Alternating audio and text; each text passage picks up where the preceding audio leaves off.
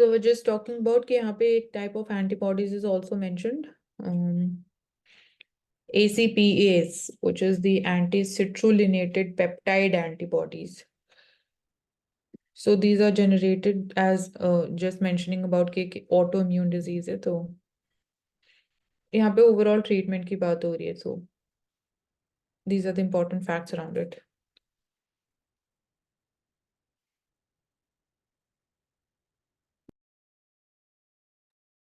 I will share.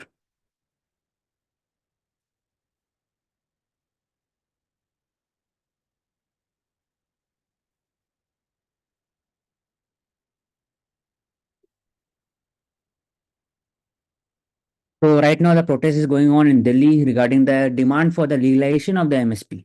तो बोला जा रहा है कि क्या पहली बार हुआ कि पहले भी there is influence in from the foreign, there is a foreign influence. तो क्या बात हो रहा है तो इसमें guarantee minimum price publicise in advance of the planting session, पहले से बता के रखिए एमएसपी कितना देना है, और उसके बाद market that is ready to accept the his crop at the floor price basic price, और दूसरे बात फिर ability of this market within the bullock cart distance. तो पहले का बात हो रहा है 1964-65 के समय में कि MSP was fix for the first time for the paddy उस समय। उसके बाद फिर एपीएमसी आया जहां पर farmers were bringing the harvested produce for the sale. Overall years वहां पे उस समय there was a less food grain production, that is India face severe drought crisis, और पीएल 480 जो फूड एड प्रोग्राम है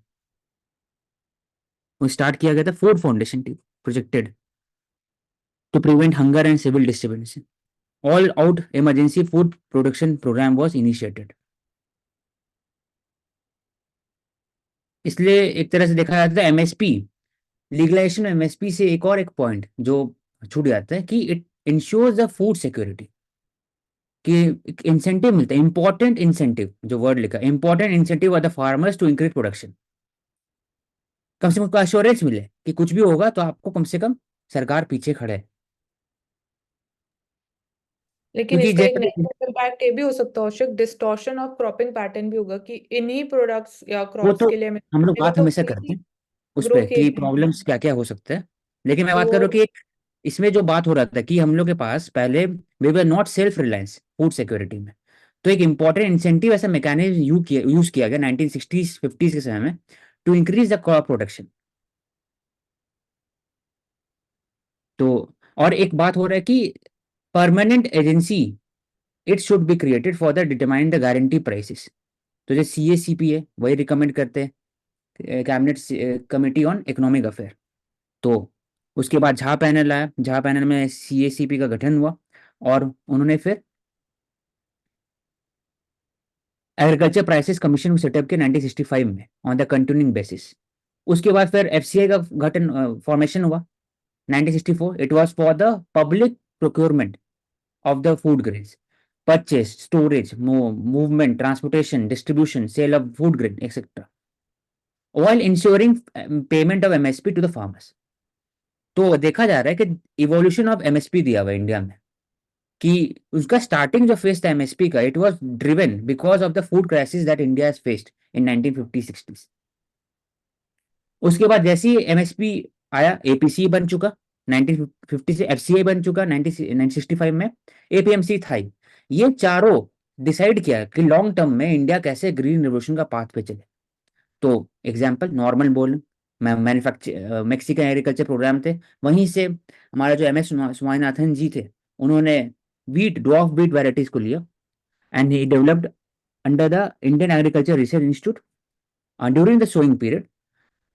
कुछ स्टेट्स में पहला यूज किया गया, फॉर एग्जांपल हरियाणा पंजाब बाकी जगह पे, तो it was leading to the high production of the wheat के। उसके बाद फिर India secured food security for the longer time, आज तक ऐसे वापस नहीं आया, आज तक ही हम लोग सिक्योर है with regarding to food security. तो इसलिए इसमें बात हो रहा है कि लीगल क्यों देना चाहिए एमएसपी को, क्योंकि एक मैटर फूड सिक्योरिटी सबसे बड़ा मैटर है इसमें। तो इवोल्यूशन ऑफ द एमएसपी था ये, we have discussed RBI's new FAQ, no top up of transfer of money to payments, Paytm Payments Bank. So right now, So before Oshik, we jump on this topic, can I ask one question to you on the MSP part? hmm, And the question is, farmers are demanding that the legalization of MSP should be done, and the government is saying that the and the budgetary cost will be 17 lakh crore, 17 lakh thousand crore. This is the government assumption. So what do you think? What are the major challenges from the government side, and what are the major issues from the farmer side, which are becoming the bottleneck in this matter?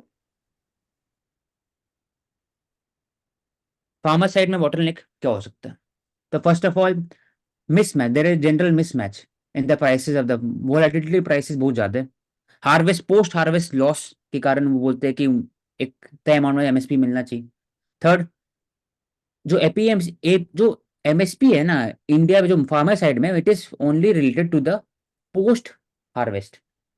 और उनको एक security मिलना चाहिए, remuneration security, कि हाँ आप इतने अगर आप काम इतने आप प्रोडक्शन करोगे तो आपको इतना मिलना चाहिए कम से कम. उसमें क्या होता है कि एपीएमसी का रूल आता है, monopoly of the APMC regarding the sale of the product. अरहितिया और बाकी जो मिडिल मैन होते हैं वो खा जाते हैं.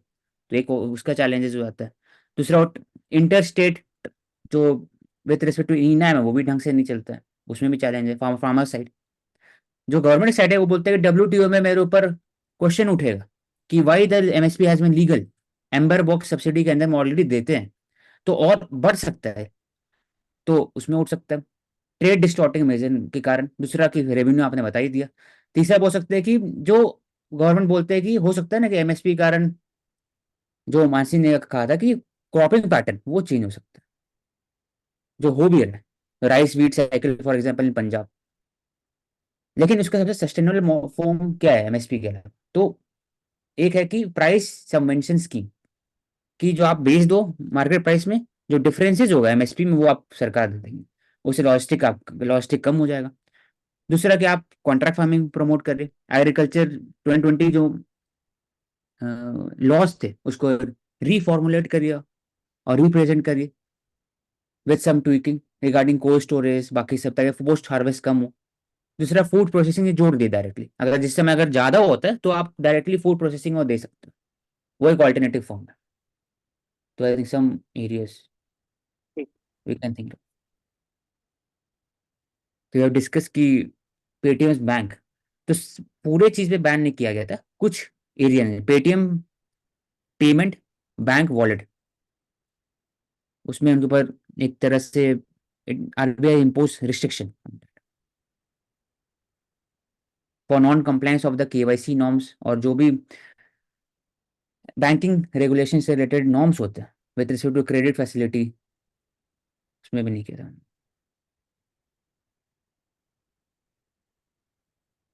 आर्टिक और एंटार्क्टिक, इससे अगर देखा जाए तो एंटार्क्टिक ट्रीटी है और आर्टिक आर्टिक काउंसिल, दोनों का रोल रहता है for the ethical use of the pristine cryosphere in the world, दोनों के लिए. तो बोलते हैं कि आर्टिक ट्रीटी भी होना चाहिए जैसे एंटार्क्टिक है. आर्टिक ट्रीटी क्यों नहीं? इसका रीजन है क्योंकि एंटार्क्टिक एक स्पेसिफिक कॉन्टिनेंट जैसे बड़े हैं, it is ways beyond the reach of the continent. इसके कारण अंटार्कटिक में उसको बोलते हैं कि प्रिस्टीन रखना चाहिए, सेव करना चाहिए, वहां पर रिसर्च प्रोग्राम होता है. तो आई थिंक इट इज मैत्री मैत्री और भारती जो अंटार्कटिक में, और हिमाद्री आर्टिक में. आर्टिक में क्यों नहीं there is a treaty? Because जो आर्टिक है it is overlapping on the continental EEZ zone, exclusive economic zone, और कॉन्टिनेंट के पार्टी है, for example Canada, Norway, US, बाकी सब. तो Arctic council, India is not member of Arctic council, India is observer status Arctic council. China is also observer status of Arctic council. तो अगर बात करते हैं पोलर बेयर किस में मिलता है, आर्टिक में अंटार्कटिक में? आर्टिक में. अंटार्कटिक में सील्स रहेंगे, आर्टिक में अंटार्कटिक में फिर पेंगुइन भी रहेंगे, लेकिन आर्टिक में पेंगुइन में रहेंगे, पोलर में लेकिन आर्टिक में. तो ये दो डिफरेंट. और ऐड करना.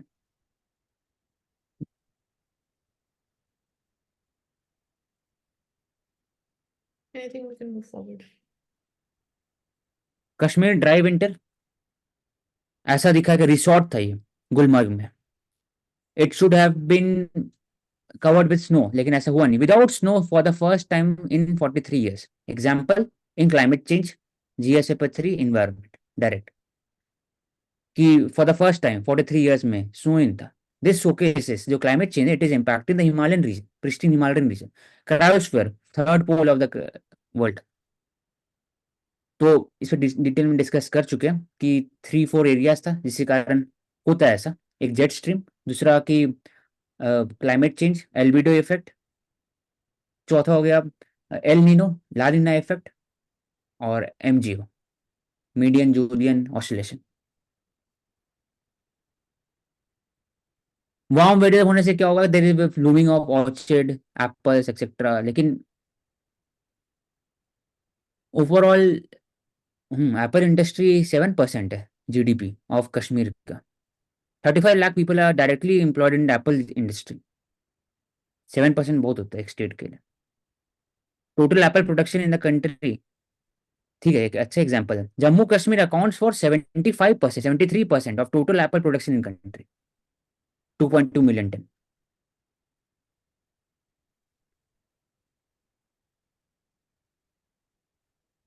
तो इसमें कैसे इसको टैकल कर सकते हैं, तो आपको टैकल ही नहीं कर सकते लोकल लेवल पर, क्योंकि स्नो आप नहीं कर सकते।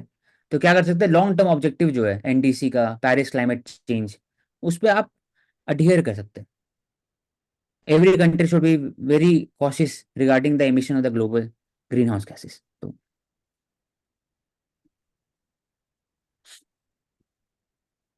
Serengeti, I think it is in Zimbabwe के कीनिया होगा, सर्च करना Serengeti national park.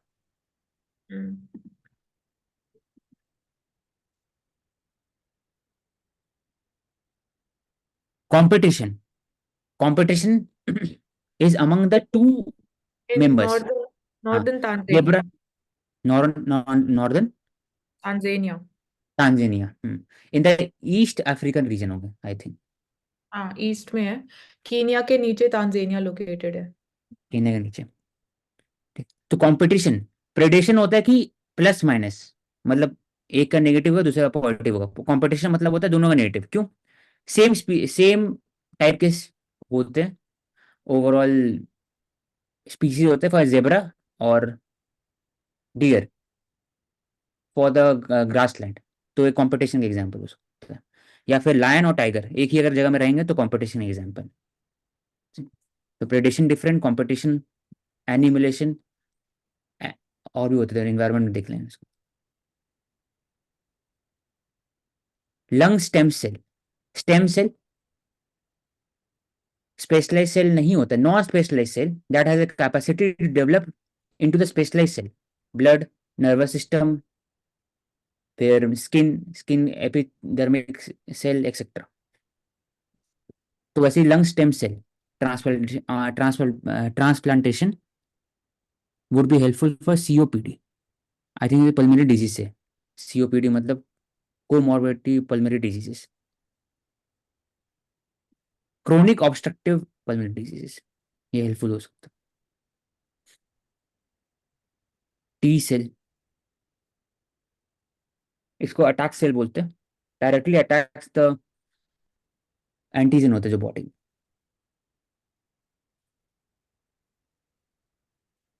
Smoking leaves a lasting adverse impact on immune responses, true।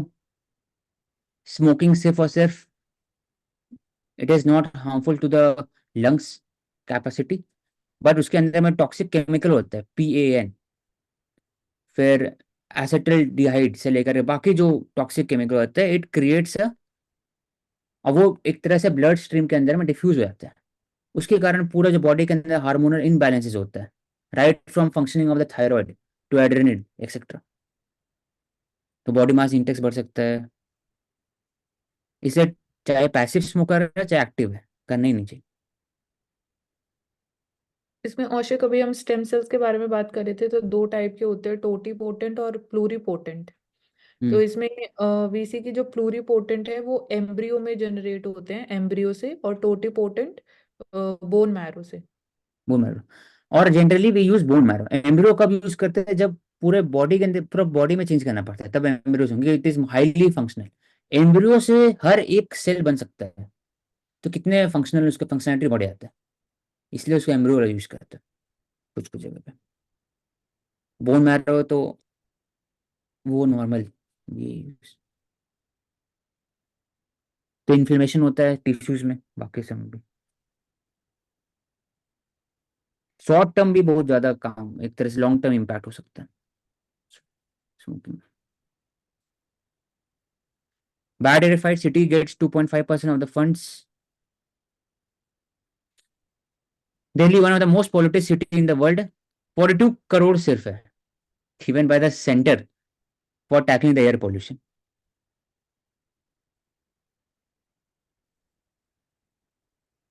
Lucknow was given 385 crore.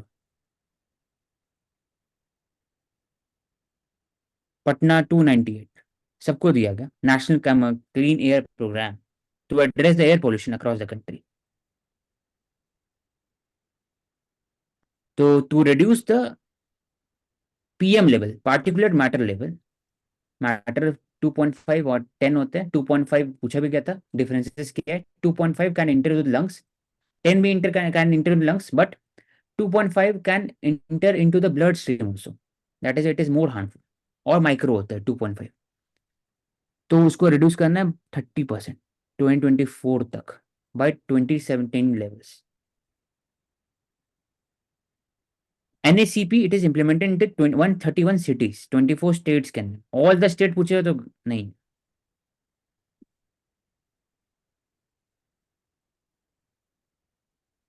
लेकिन ओवर द इयर्स देखा गया कि बहुत कम ही एक तरह से यूज किया गया है जो एलोकेशन फंड है, तो इसको बोलते हैं public utilization of fund. It has not been properly used in the actionable manner.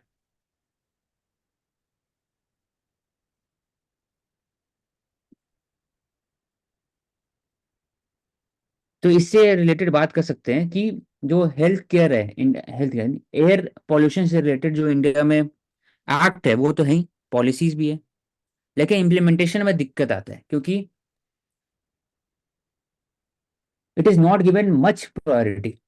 सिर्फ और सिर्फ दिवाली से समय में या फिर स्टबल बर्निंग होता है 9 दिसंबर नवंबर, उस समय होता है, फिर वापस से back to the square one जिसको बोलते हैं। तो क्या करना चाहिए? I think it is from the people centric. तो if there is a more and more demand from the people itself, then the politician will be compelled to act on such measures. तो जो politician act करते हैं, they they have small term profit, they short term gain in mind, फिर वो use करते हैं वही short term measures, बंद कर दो, GRAP लगा दो, graded response action plan, construction and demolition को होल्ड कर दो, ऑड इवन कर दो, स्कूल बंद कर दो। तो नी जर्क पॉलिसीज लॉन्ग टर्म के लिए उनका जो सोच है वो it will require capital investment, जो नहीं कर सकते क्योंकि उनका अधिकतर जो गोल रहता है it is on the revenue expenditure, ration, free electricity etcetera. तो इस पर फोकस करना चाहिए, लेकिन वो दूर कब आता है? यहाँ पर जब कम से कम फंडिंग मिल भी चुका है तब भी ये यूज नहीं हो रहा, तो ये क्या दर्शाता है? इसको कैसे कर सकते हैं मानसी? इसको ऐसे कर सकते हैं कि आपकी जो एमसीडी होती है ना, हम्म। आप उस एमसीडी को जो प्रॉपर फाइनेंशियल डिवोल्यूशन है उसका करिए ताकि वो एक्शन दे। दूसरा, हम देखते हैं कि फंड भी होता है, लेकिन हमारे पास दिक्कत ये है कि हम पोल्यूशन को, एयर पोल्यूशन जो होता है उसको सिर्फ स्टबल वार्निंग से रिलेट करके देखते हैं या फिर दिवाली के क्रैकर से रिलेट करके देखते हैं। अगर हम रिपोर्ट्स पढ़े तो उसके हिसाब से जो दिल्ली का अगर हम 10% से स्टार्टिंग, कम। हाँ, हाँ, तो IIT कानपुर रिपोर्ट में 10% के सबसे ज्यादा आसपास होता है कंस्ट्रक्शन सेक्टर से, तो उसके ऊपर ग्रीन रोड। कोचिंग का कोई प्रोविजन नहीं होता है। एमसीडी उसके ऊपर करप्शन से पैसा लेकर के और रियल एस्टेट डीलर्स को बोल देती है आप बनाओ हम देख लेंगे। इसके बाद लैक ऑफ डिजिटाइजेशन है पूरे प्रोसेस के अंदर। रेरा के ऊपर भी ग्रीवियंसेस पड़ी रहती है, टाइमली डिस्पोजल ऑफ केसेस नहीं होता है।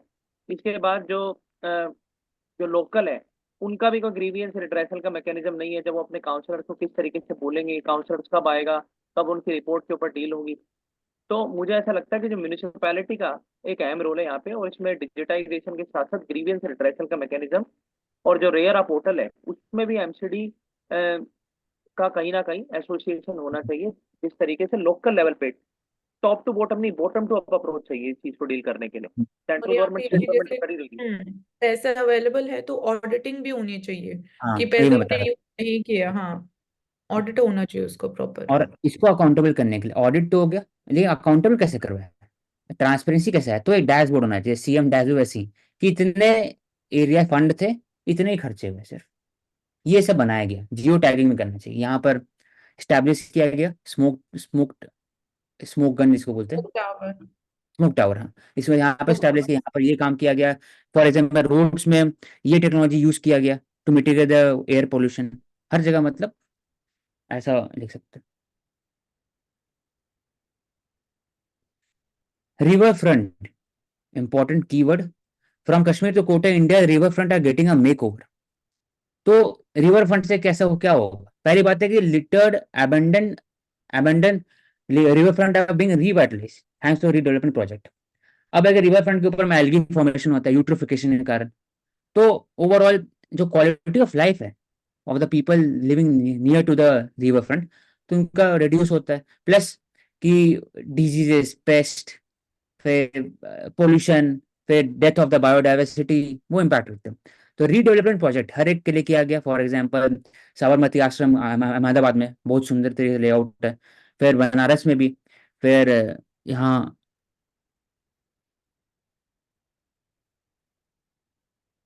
राजपूताना हेरिटेज झेलम और बाकी सबका देखा जाए तो इससे क्या फायदा होगा? पहला बात होगा कि टूरिज्म इंक्रीज करेगा। दूसरा कि जो इंडिया का जो ब्रांड इमेज है विद रिस्पेक्ट टू पॉल्यूशन और हाइजीन, वो कम होगा। हाइजीन बढ़ेगा तो फिर आपका डिजीजेस वो कम होगा। चौथा है कि बायोडाइवर्सिटी को प्रोटेक्ट कर सकते हैं, कंजर्व कर सकते हैं आसपास में। पांचवा, e flow of the river can be maintained, algae formation नहीं होगा। पांचवा, compliance, it will ensure compliance on the industries कि आप पॉल्यूट नहीं करें। आप सल्फर या फॉस्फोरस, इसके कारण लार्ज फॉर्मेशन होता है इन द यमुना का एग्जाम्पल फॉर एग्जाम्पल, तो वैसा नहीं हो, इट विल बी हेल्पफुल। तो ये साइकिल ट्रैक, पेडिस्ट्रियन ट्रैफिक, इसको कलरफुल तो लाइटिंग, वॉकिंग, जैसे इंडिया जॉगिंग। में इनलैंड वाटरवेज को यूटिलाइज नहीं किया गया अभी जिस तरीके से, चाहे टूरिज्म की बात हो या इवन गुड्स ट्रांसपोर्टेशन की बात हो, फ्री उसको भी ट्रांसपोर्टेशन की बात करते हैं। हाँ, 80% रोडवेज से ही होता है, तो even this can be leveraged. अगर रिवर पोल्यूटेड नहीं है तो फिर कर ही सकते हैं। और दूसरा कि जो क्रूज है, गंगा क्रूज, वैसे ही हाँ, हर एक जगह पे क्रूज यूज कर सकते हैं। उससे एक लाइफस्टाइल भी दिखने में एस्थेटिक अच्छा लगता है एज कम्पेयर टू जैसा होता है, इसलिए जरूरी। Masayoshi Son to build $100 billion AI chip venture. SoftBank group बहुत इंपॉर्टेंट है जब बोलते हैं लार्ज डोनर कंपनीज, डोनर भी, और role of the big bank. Soft bank हो गए, मीगा हो गए, मीगा नहीं, जीका, JICA। जीका क्यों इंपॉर्टेंट है? कि दे fund along with government of India और लोकल एमयू के साइन करते हैं, चाहे वो मेट्रो में हो गया, चाहे वो फ्रेट कॉरिडोर हो गया, चाहे वो अभी बुलेट ट्रेन प्रोजेक्ट हो गया, चाहे वो श्रीलंका के अंदर प्रोजेक्ट हो गया, सब में जीका का रोल है, JICA, उसके बारे में लिख लेना। तो वैसे ही सॉफ्ट बैंक ग्रुप, इनका रोल है कि they have increase the investment in the Indian startup companies. और हर जगह वो लोन भी देते हैं, वो ग्रांट भी देते हैं, सब चीज करते हैं। तो दो ग्रुप है, IR में भी काम है और फिर इकोनॉमिक्स में भी, जब हम इंफ्रास्ट्रक्चर की बात करते हैं, एयरपोर्ट, रेलवेज, रोडवे एक्सेट्रा। तो they are talking about no entering into the AI chip. It will provide $30 billion और 70 बिलियन आएगा मिडिल ईस्ट से। चैट जीपीटी भी रहेगा, ये ओपन एआई जो हम लोग इसमें कल बात किए थे कि ओपन एआई और chat GPT is mostly use from the internet resource use करते हैं। अब ऐसा भी हो सकता है कि RTX जो गेमिंग इंडस्ट्री में चिप है उसमें भी it can power the ChatGPT. तो it will create a new avenue for the data driven based economy. कैसे? आपका सॉन्ग्स बन सकता है बिना इंटरनेट यूज करके, आप स्क्रिप्ट राइटिंग कर सकते हो, आप एनालिसिस कर सकते हो, रिसर्च पेपर को चेक कर सकते हो, आप एक्सट्रैक्ट कर सकते हो कीवर्ड, जल्दी पढ़ सकते हो। तो I think it will be example है Nvidia, SoftBank. GSLV we have discussed. INSAT GEO में रहेंगे, जियो स्टेशनरी ऑर्बिट या geosynchronous orbit. INSAT, RISAT LEO। तो निसार सिंथेटिक एपर्चर रेडार, तो निसार है LEO ऑर्बिट है, अपर्चर रेडार लो अर्थ ऑर्बिट, क्योंकि earth observation लिखा हुआ है, अर्थ को ऑब्जर्व करना है, 3D डेटा मैपिंग करना है, वेदर सैटेलाइट है, लैंड यूज पैटर्न चेक करने का, डिजास्टर मैनेजमेंट हो गया, और फिर changes in the sea level and earth and also the changes in the weather formation, तो क्लाइमेटोलॉजिकली इंपॉर्टेंट।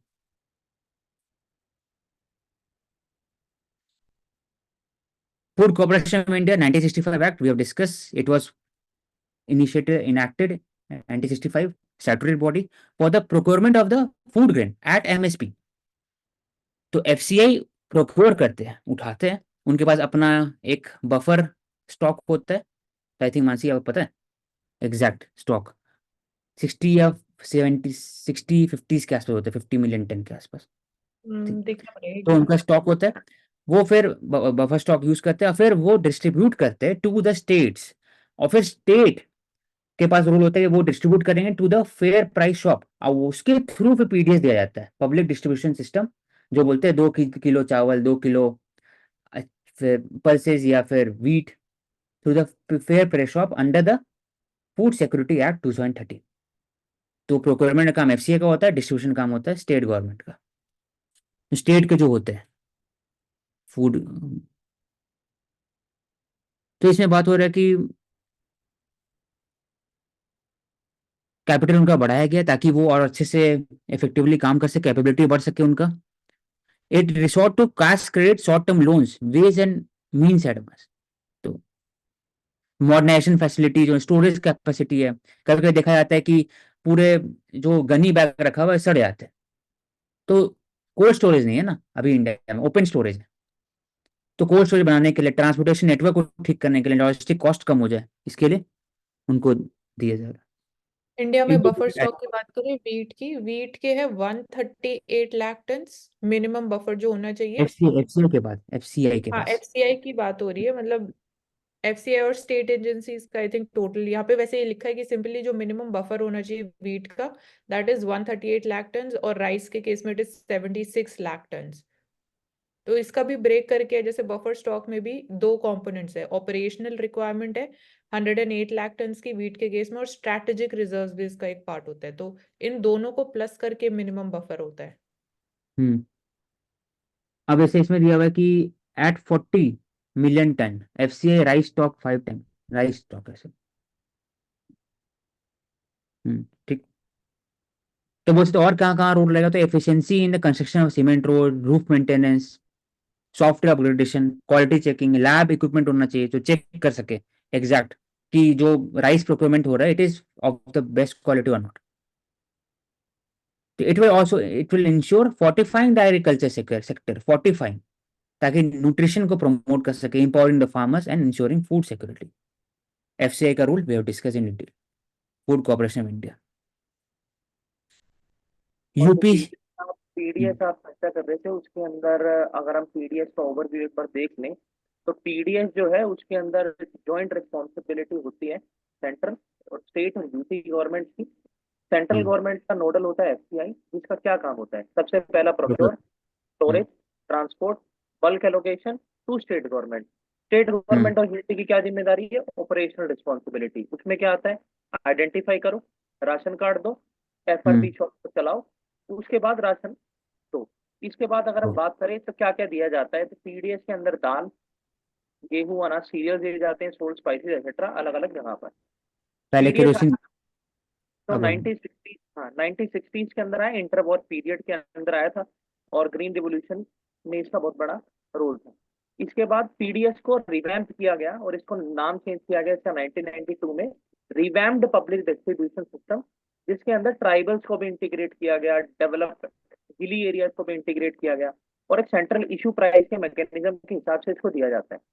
इसके बाद ये 1997 में इसमें क्या हुआ कि सबको मिलने लगा, तो दिक्कत आई कि बचेगा कैसे, तो टारगेटेड आया, टारगेटेड पीडीएस। तो टारगेटेड पीडीएस के अंदर ये बोला गया कि जो बिल्कुल poor of the poorest family, जब जो बीपीएल है, बीपीएल से नीचे सिर्फ उन्हीं को मिलेगा। तो 72 lakh ton of food grain जो है वो ईयर मार्क किया गया था 6 करोड़ पुअर फैमिलीज के लिए। इसके बाद क्या होता है कि सबके लिए देने की बात उठती है लेकिन फिर भी नहीं देते, तो अन्नदाता अन्न योजना आती है नेशनल हम्म सैंपल सर्वे के हिसाब से, जिसमें 5% जो पॉपुलेशन है उसको देखा जाता है कि जो बिना खाए सो जाती है, उसके लिए मेनली आप टारगेट करो। तो इसमें बताया गया था कि 25 kg पर फैमिली दो गरीब आप। कल्याण अन्न योजना बात करें ना, जो कोविड के समय आया था। नहीं नहीं नहीं नहीं, ये वो दूसरी है, ये अन्य पहले वाली है, अन्नदाता अन्न योजना। जो अन्नदाता। फिर, हाँ, तो इसके हम्म, अंदर पहली बार एक्सपेंशन हुआ कि इसमें बोला गया कि 50 लाख बीपीएल को डालो। सेकंड एक्सपेंशन हुआ तो इसमें बोला गया कि आप लैंडलेस जो एग्रीकल्चरल लेबरर्स है और जो एमएसएमई सेक्टर के अंदर, गिग इकोनॉमी के अंदर काम करने वाले लोग हैं, जैसे वीवर है, ब्लैक स्मिथ है, कारपेंटर है, उनको भी दो। फिर बोला गया विडो आ जाएगी, उनको भी दो। जो रेयर डिसीजेज या फिजिकल डिसेबल है उनका क्या होगा, और पीवीटीजीज है उनका क्या होगा। तो ये 2005 का बजट आया, उसके अंदर इन 5 कैटेगरी के लोगों को ये दिया गया, पहले नहीं दिया जाता था। स्लम डवेलर्स को भी दिया गया। और तीसरा एक्सपेंशन हुआ था ये 2006 के अंदर, जब बोला गया कि 2.5 करोड़ हाउस होल्ड्स को अभी तक दिया जा रहा है और इसको बढ़ाया जाएगा। और आज के टाइम पे अगर हम देखें तो I think Mansi can tell the exact figure जितने लोगों को दिया जाता है आज के टाइम पे राशन। 80 करोड़। 80 करोड़। और ये 80 करोड़ जो है वो पीएमजी के ए वाई, प्रधानमंत्री गरीब हम्म, कल्याण योजना, जो कि कोविड गरीब टाइम में कल्याण अन्न योजना 20। दूसरा है। गरीब कल्याण योजना हाँ, अलग गरीब है। कल्याण गरीब कल्याण अन्नदाता अन्न योजना। योजना, अन्न मतलब कि हाँ, फूड। कोविड से ठीक। तो regarding the, kindly share the new link.